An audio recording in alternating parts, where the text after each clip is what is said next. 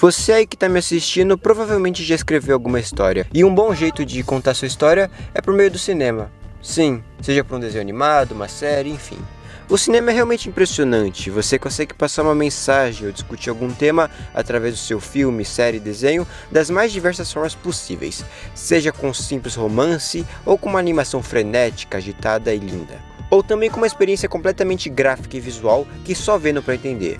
O seu filme pode ser um grande clássico, uma obra de arte que será lembrado e revisto como esse grande marco atemporal que ele foi.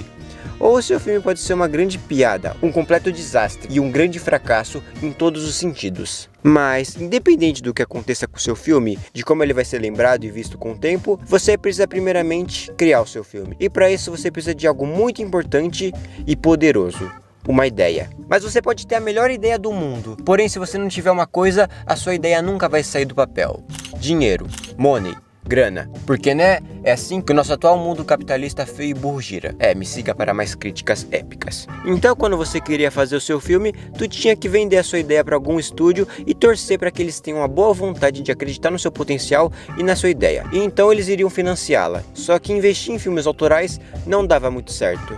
E os estúdios precisavam se manter, e é nisso que eles lançam os famosos blockbusters, que eram experiências épicas, que faziam as filas do cinema ficarem imensas e sem fim. Eram ótimos filmes, experiências simplesmente fantásticas, que davam muito dinheiro e deixava geral feliz e ainda conseguiam contar boas histórias. E eles ainda por cima geravam muita grana para os estúdios para eles financiarem outros projetos menores. Então nisso todo mundo saía feliz. O público que gostava dos filmes, os estúdios e os produtores que queriam fazer os seus próprios filmes. E é nesse meio que surge um determinado tipo de filme. Filmes de heróis. Isso era algo muito nichado e não tão popular como é hoje. E nesse começo dos filmes de heróis, surgiam alguns ótimos filmes, como por exemplo o filme do Superman, que até hoje é a melhor versão do Superman do cinema. E os filmes do Batman, que por mais que eu não goste de nenhum deles, eles têm sim seu valor e seu mérito. Lá pro final dos anos 90, a Marvel estava entrando em falência. E em uma tentativa de não falir por completo,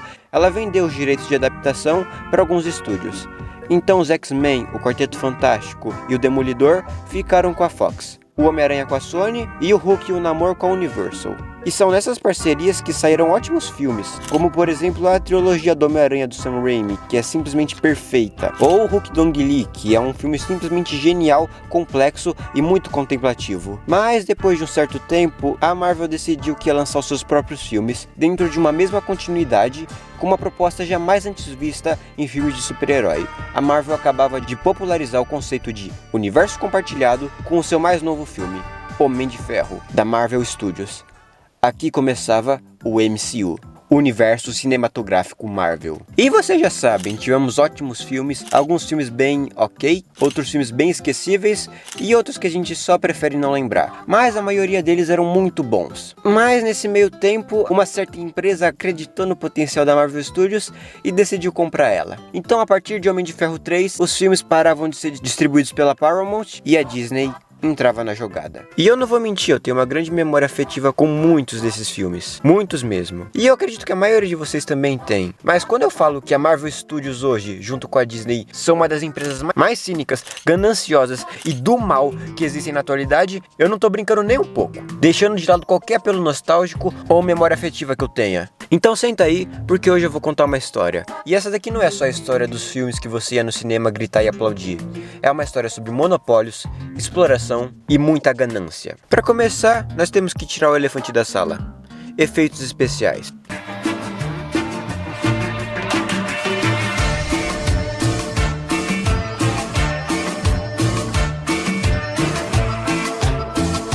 Efeitos especiais.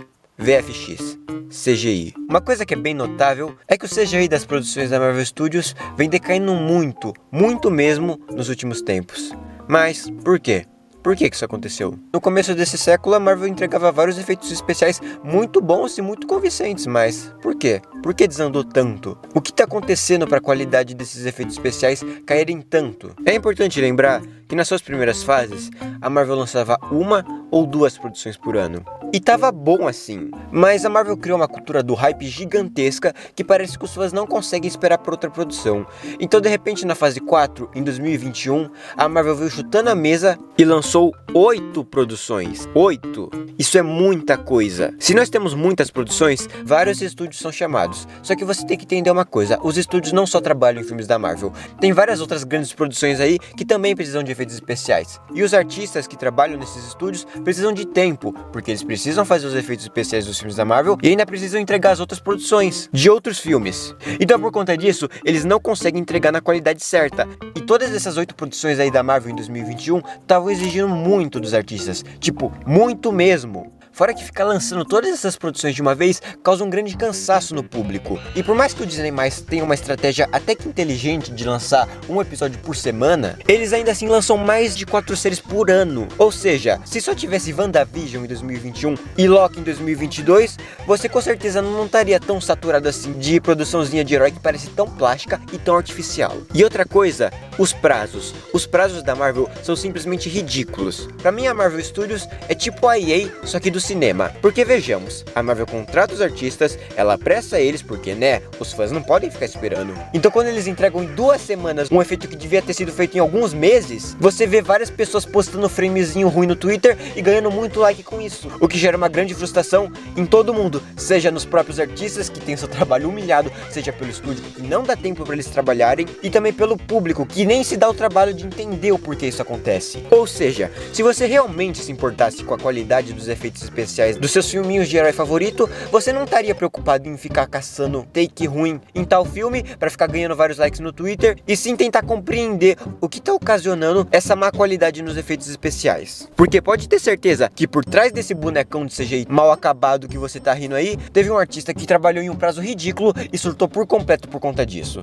Pode apostar. Isso sem contar que eles ficam essas 2 semanas tentando entregar um efeito especial impossível de fazer nesse curto prazo, e quando eles entregam, o cliente não aceita porque não tá nos padrões dele. Ou seja, isso mostra um grande despreparo e mau planejamento por parte da Marvel Studios. Porque eles deviam ter uma ideia bem definida do que eles queriam, para eles não terem que ficar pedindo pros estúdios de efeitos especiais ficarem refazendo toda hora a mesma cena. Porque nisso eles ficam refazendo a mesma cena em um prazo simplesmente ridículo, enquanto eles ainda têm que trabalhar em outras produções, e quando eles finalmente conseguem terminar o efeito especial da Marvel, eles têm seu trabalho negado no final. Não é cabível trabalhar desse jeito. Eles ficam trabalhando 24 horas por dia, quase sem nenhum descanso, e tem seu trabalho completamente humilhado e desprezado no final. Entenda, não é cabível ficar trabalhando das 4 da manhã até as 3 da manhã do outro dia, só pra você ter todo o seu trabalho descartado no final, e você ainda tá devendo um efeito especial de uma outra produção, de um outro estúdio. Eu vou dar o pior dos exemplos aqui, mas ele consegue se encaixar nessa situação. Sim, eu.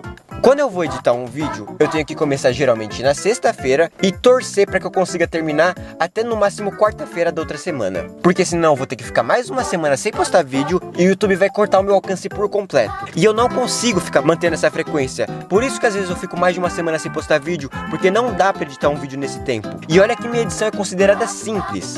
Ela não tem nada de mirabolante, mas ela exige tempo. Isso sem contar que quando eu tô gravando o vídeo, ele pode ficar datado. Porque, quer um exemplo? Durante a gravação desse mesmo vídeo que vocês estão assistindo agora, rolou a D23. E adivinha, a Disney anunciou mais uma porrada de produções da Marvel Studios. E o que vocês imaginam que vai acontecer com os artistas que estão tendo que trabalhar nessa porrada de produções? O que vocês acham? Vocês acham que os efeitos vão estar bons? Vocês realmente acham? Se você acompanha a indústria dos videogames, da animação, dos animes, você com certeza já ouviu essa história se repetindo várias e várias vezes. Então valorizem mais os artistas que trabalham nos seus filmes, desenhos e séries favoritos. É sério, eles sofrem. E sofrem muito, muito mesmo.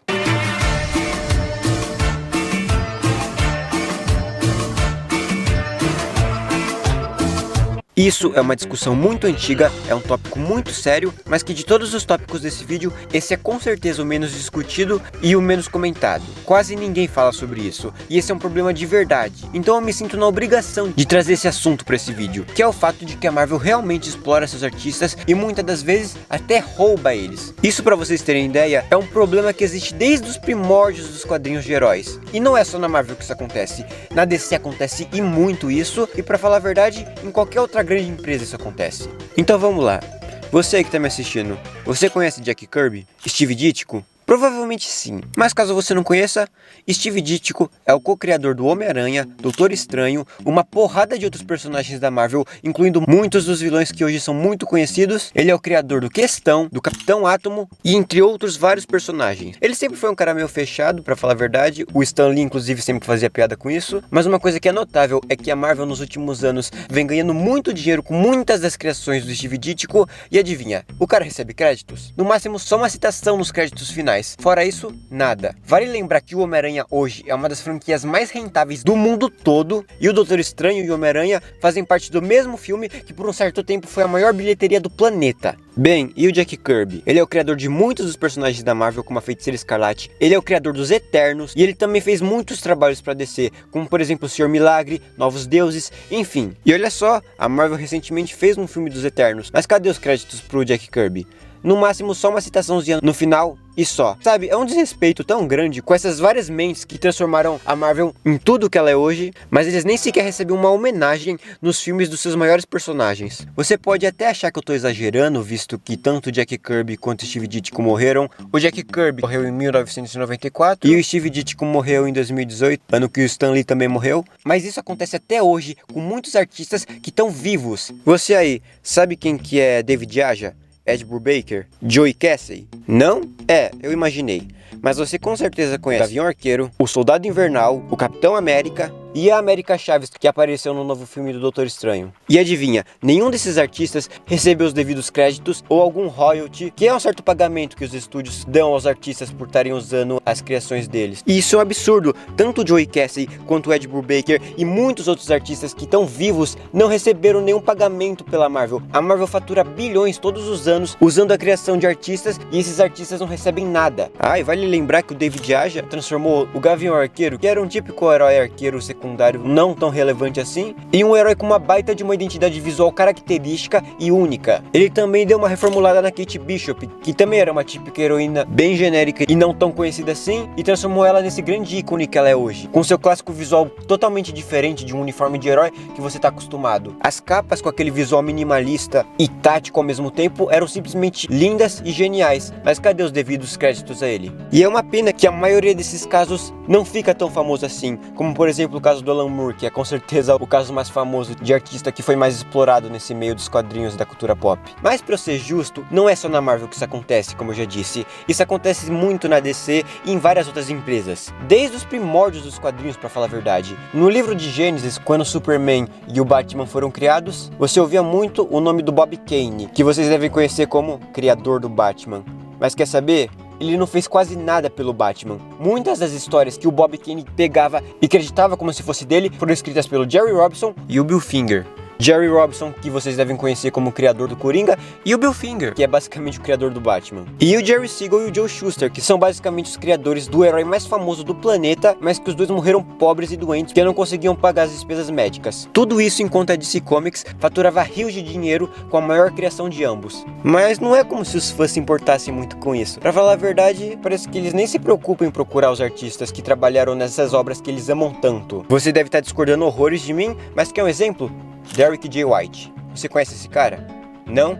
É, eu imaginei. Mas você provavelmente conhece a versão dele dos Jovens Titãs. Foi ele que reformulou o design dos Jovens Titãs. Ele transformou personagens datados e com a mesma cara em uma época que o Homem-Aranha era o único herói adolescente que prestava e transformou os Jovens Titãs nesses ícones da cultura pop que eles são hoje. Você não conheceria o Cyborg e o Mutano se não fosse por esse cara, e você também não ficaria apaixonadinho na Ravenna se não fosse pelo trabalho desse cara. E não foi só isso não, ele também fez o design dos personagens de Scooby-Doo Mistério S.A., que todo mundo, inclusive eu, considera a melhor animação de Scooby-Doo, e ele também fez o design dos personagens de Transformers Animated. E quer saber? Ninguém reconhece isso. Mas todo mundo reconhece ele, sabe por quê? Por Ben 10 Omniverse, que na minha opinião é um dos melhores trabalhos dele, mas todo mundo ia atacar ele porque, segundo esses, entre aspas, fãs, ele estragou o traço de Ben 10. Sendo que Ben 10 Omniverse tem exatamente o mesmo traço de todas essas outras obras que eu falei anteriormente. Mas para esses fãs, por algum motivo, isso aqui é feio e isso aqui é bonito. E sabe por que eu tô falando disso? Porque ele morreu em dezembro do ano passado e ninguém falou disso. Inclusive ele morreu tendo que ouvir os mesmos comentários maldosos contra a arte dele. Os mesmos comentários sem nenhuma originalidade que eu tenho que ficar pagando toda vez que eu faço um vídeo de Ben 10. E por mais que o Derek fosse sim um artista muito bem pago e muito bem creditado, assim como vários outros artistas de design de personagem que trabalharam em várias das animações da DC Comics e da Marvel, eu citei esse exemplo aqui para vocês terem uma ideia de como que os fãs não se importam com os artistas que trabalham nas obras que eles gostam tanto. Ah, e eu lembrei de uma coisa. Esse ano foi o aniversário de 60 anos do Homem-Aranha. Grande personagem, um dos maiores personagens da atualidade, provavelmente o personagem mais rentável da atualidade. E sabe de uma coisa? A Sony também esse ano relançou Homem-Aranha Sem Volta Pra Casa com uma DLC de algumas cenas extras. E pergunta se ela colocou alguma homenagem nesse meio.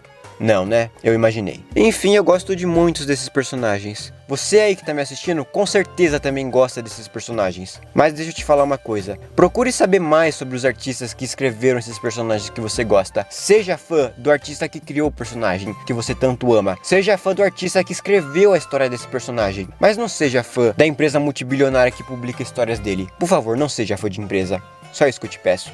Mas não é isso que acontece, né? O pessoal parece que é mais fã de empresa do que qualquer outra coisa. Trágico, eu diria.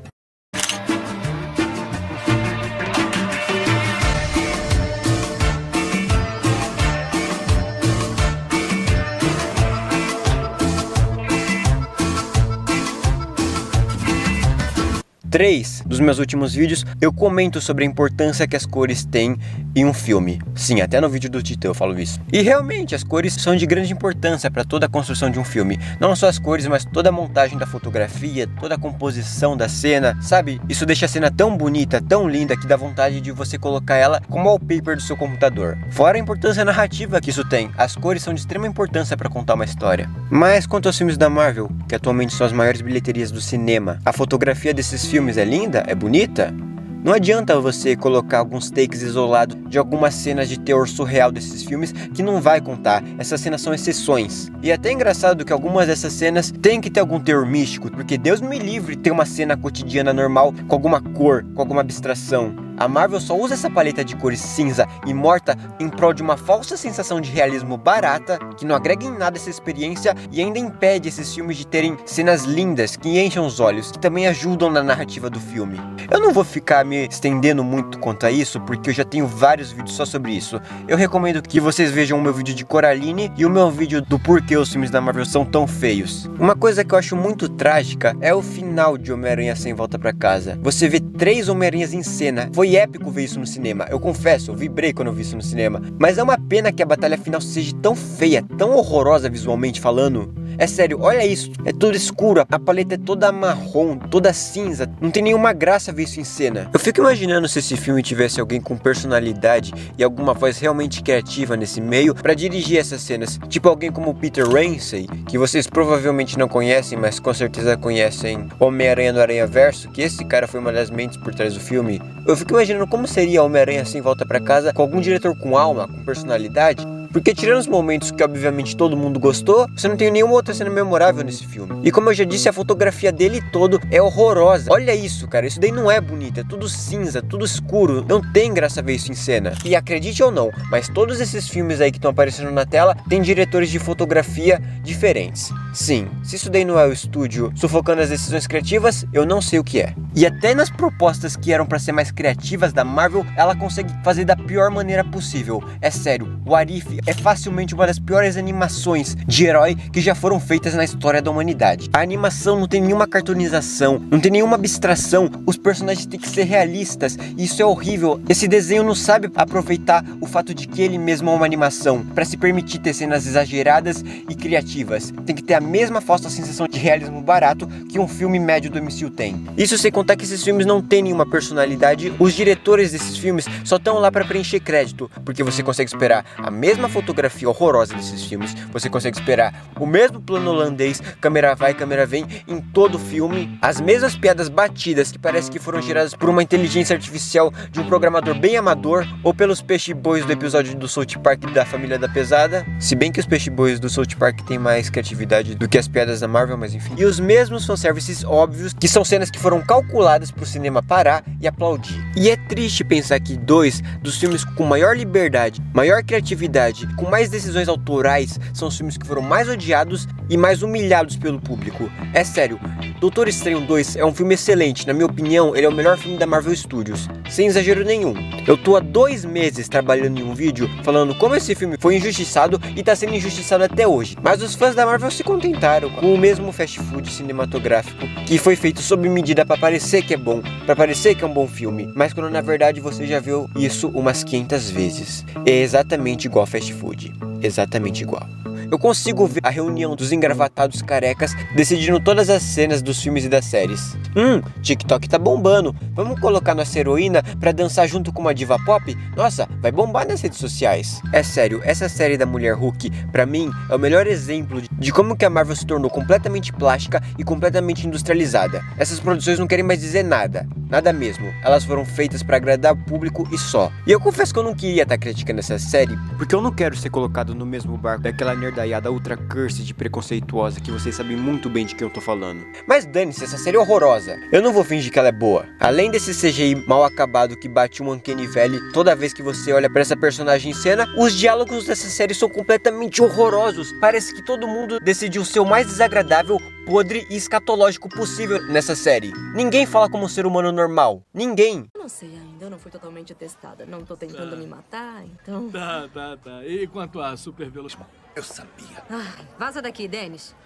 Tem uma gostosa ali, eu vou falar com ela. Eu adoro assediar mulheres no trabalho. É um tesão pra mim. Material de escritório pra vocês começarem, um lanchinho e um mapa pro melhor banheiro pra fazer cocô. Obrigada. Eu podia falar mal dessa série por 1 hora que eu estaria falando mal de todas as outras produções do MCU também. Porque, meu Deus, como que essas produções se parecem? Nenhuma delas tem alguma alma e personalidade de verdade. Nenhuma. Sabe, é uma tristeza, porque bem no comecinho de 2021, lá quando todo mundo tava trancado em casa e essas séries prometiam muita coisa, você podia esperar que essas séries seriam tipo, sei lá, os curtas da Pixar, que dão bastante liberdade pros seus artistas contarem uma história infantil. Mas não, essas entre aspas séries, que na verdade são filmes de 9 horas picotados, têm a mesma fotografia podre de um filme médio do MCU, tem as mesmas piadas podres de um filme médio do MCU e tem os mesmos fanservices legaisinhos de um filme médio do MCU. Isso sem contar quando eles descaracterizam e desrespeitam uma personagem em prol de um fanservicezinho barato e estúpido. Enfim, eu podia ficar horas falando dos problemas desses filmes e séries, mas não vai adiantar nada. Não importa quantas pessoas falem o quão plásticas essas produções são, elas nunca vão mudar. Nunca, nunquinha. Doutor Estranho 2 tá aí pra provar que qualquer coisa criativa, bonita, diferente e agradável aos olhos vai desagradar qualquer fã do MCU. Conteúdo plástico, feito sob medida para parecer que é bom, mas no fim, é tudo mais do mesmo.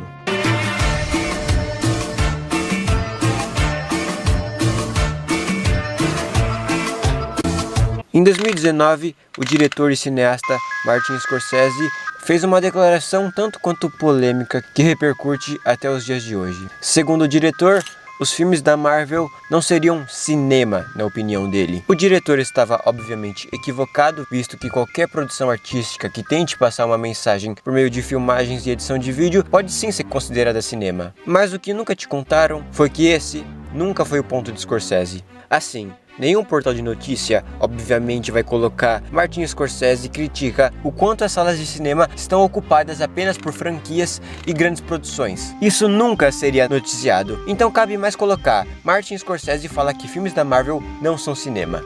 E de fato, ele realmente disse isso, mas esse não é o ponto. O ponto é que as salas de cinema estão praticamente tomadas por inteiro por franquias e grandes produções, que em sua maioria são filmes da Marvel e da Disney. O que mostra que a Disney se tornou monopólio do cinema. Por mais que ela seja dona de, se eu não me engano, 20-25% da indústria cinematográfica, isso é muita coisa. Tipo, muita coisa mesmo. O que mostra que é a Disney que manda como que a indústria cinematográfica vai ser. E quem se prejudica com isso são os diretores iniciantes que estão querendo exibir seus filmes em salas de cinema, mas que eles não podem porque a concorrência tomou o espaço das salas de cinema por completo. A maioria dos filmes que estão passando nas salas de cinema ou são da Marvel ou são da Disney. E os que não são da Marvel nem da Disney são de outras franquias e de produções grandes e que também ofuscam produtores menores que querem passar seus filmes. E pelo amor de Deus, não vem me falar de oferta e demanda, porque se os estúdios só oferecem X, o público obviamente só vai consumir X, porque o estúdio nem se deu ao trabalho de oferecer outra coisa pro público assistir. E isso acaba prejudicando o cinema no geral, porque vamos ser sinceros, vocês realmente acham que